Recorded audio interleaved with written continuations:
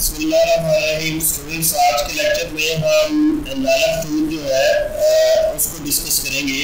आपके यहाँ tool bar पे यहाँ पे ये मेरे पास पड़ा हुआ है blend, contour, distort, drop shadow और एनवेलप टूल।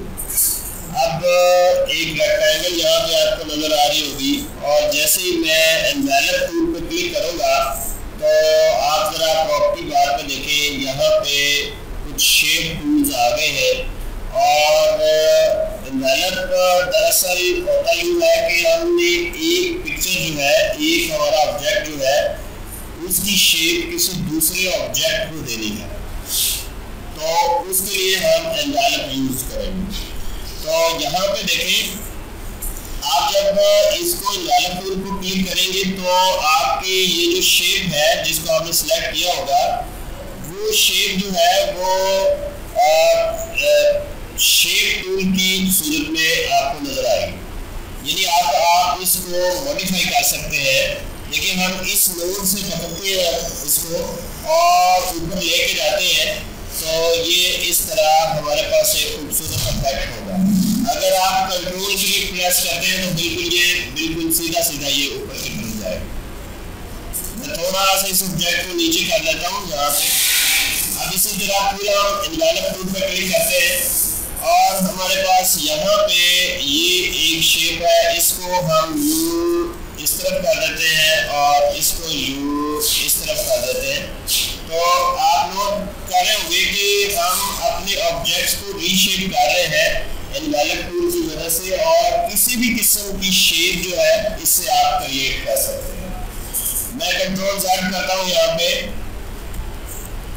अब हम एनवेलप टूल के कुछ प्रीसेट देखते हैं। प्रीसेट ये होता है कि पहले से बने बनाए कुछ पैटर्न्स हैं एनवेलप के।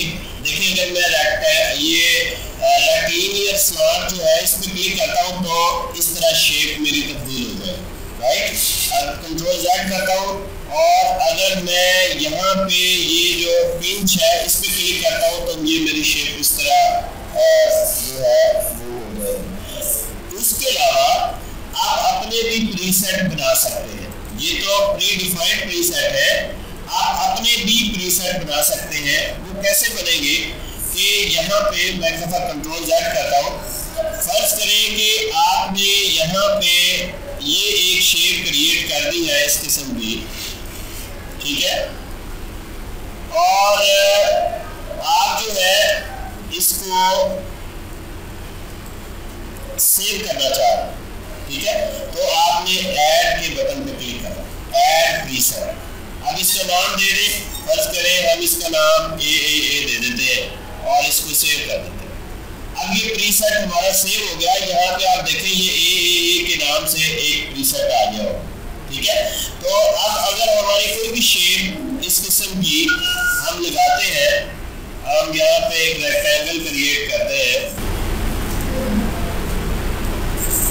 और इसको हम ग्रीन कलर देते हैं। अपन एनवेलप टूल पर दोबारा जाते हैं तो यहाँ पे हमारा ए पड़ा हुआ, तो जैसे हम इसको करेंगे ये उसकी शक्ल जो है वो फौरन ही ऑब्जेक्ट उसकी शक्ल इख्तियार कर लेगा। इसके अलावा आपके यहाँ पे जब एनवेलप टूल यूज करते हैं तो फ्री हैंड है, रेक्टेंगुलर ऑप्शन है, आपके नोट्स एडिटिंग ऑप्शंस है यहाँ पे कि नोड ऐड करना। फर्ज करिए यहाँ पे एक नोड ऐड करना चाह रहे हैं आप, तो ऐड नोड पे क्लिक करेंगे, नोड ऐड हो जाएगा। नोड क्या है? एडिटिंग पॉइंट्स है जहाँ से पकड़ के आप इसको एडिट कर सकते हैं।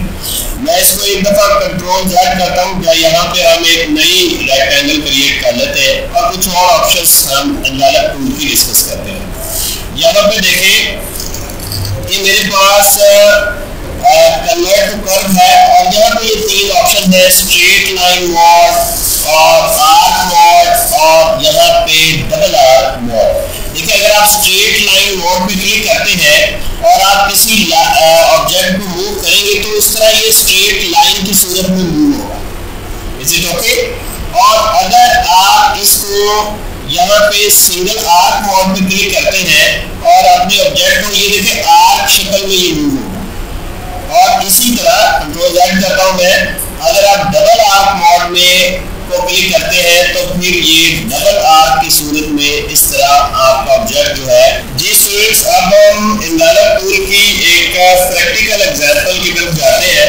उसके साथ साथ यहाँ पे मैं आपको एक टूल यहाँ पे क्लियर इनवेलप का उससे इंट्रोड्यूस कराना चाहूँगा कि जब आप इनवेलप क्रिएट कर रहे होते हैं, कोई भी शेप क्रिएट करते हैं, अगर उसकी ज़रूरत नहीं है तो इनवेलप क्लियर इनवेलप पे क्लिक करेंगे तो वो अपनी ओरिजिनल शेप में आ जाएगी।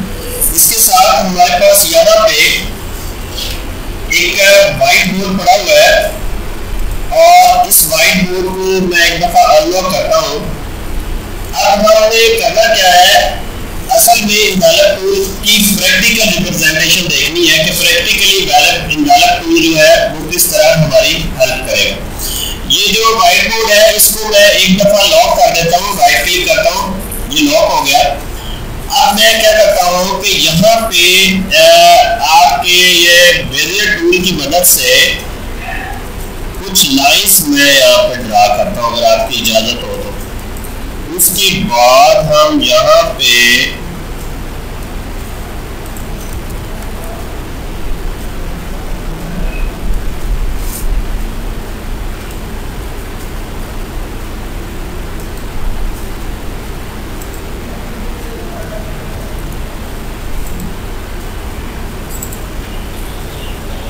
ये जगह थोड़ी सी कम है, ये ज़्यादा है, तो मैं इसको शेप टूल से थोड़ा सा ऊपर ले लेता हूँ,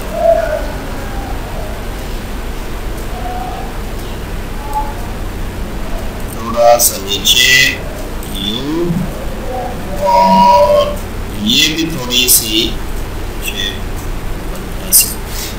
देखिए जी, ये मेरे पास एक शेप आ गई है और इस शेप को अब मैं सिलेक्ट करता हूँ और यहाँ पे मेरे पास स्मार्ट फिल का टूल है। स्मार्ट फिल के टूल को मैं क्लिक करता हूँ और यहाँ पे इसको एक कलर दे लेता हूँ और उसके बाद हम ये जो शेप है इसको डिलीट कर देते हैं और ये शेप यहाँ पे हम लगा देते हैं।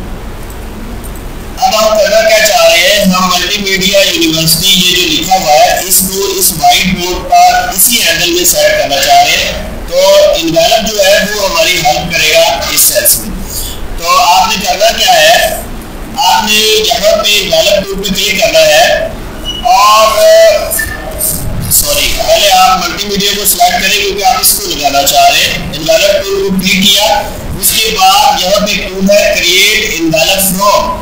जब आप इसको क्लिक करेंगे तो आपका माउस जो है कैरो शेप की शक्ल इख्तियार कर लेगा और फिर आपने यहाँ पे क्लिक करना है। अब आपका देखिए ये जो मल्टीमीडिया है ये बिल्कुल उस शेप की शक्ल इख्तियार कर जाएगा। इसको आप थोड़ा सा ड्रैग ड्रैग कर सकते हैं, आगे पीछे कर सकते हैं, ठीक है, अपनी मर्जी के मुताबिक। तो अभी इसके साथ आप विंडोज मेन्यू में डॉकर खोल लें साथ इनवेलप का, ठीक है, ताकि एप्लीकेशन में हमें प्रॉब्लम ना हो। हाँ जी, हम फिर एक दफ़ा रिपीट करते हैं अपने प्रोसेस को। इनवेलप, क्रिएट इनवेलप फ्रॉम, और हम यहाँ पे क्लिक कर देते हैं और उसके बाद आपने यहाँ पे अप्लाई पे क्लिक कर देना। जब आप अप्लाई क्लिक करेंगे तो इस तरह ये आपका मल्टीमीडिया जो है वो इस तरह आ जाएगा। अब हमने उसकी जगह पे लगा दिया और उसको क्लिक कर दिया। मैं Z करके आपको दिखाता हूँ कि ये जो मल्टीमीडिया यूनिवर्सिटी है ये बिल्कुल जो है उसी शेप इख्तियार कर गई है, उसी एंगल पे लग गई है, राइट। इसी तरह जब आप फर्ज करें हम कप पे लिखना चाह रहे हैं तो इसी तरह हमने कप की शेप की जो है वो यहाँ पे एक शेप क्रिएट करनी है और फिर हम क्रिएट इनवेलप फ्रॉम की मदद से हम लोग इस कप के ऊपर कोई टेक्स्ट लगाना है या कोई डिज़ाइन लगाना है वो लगा सकते हैं।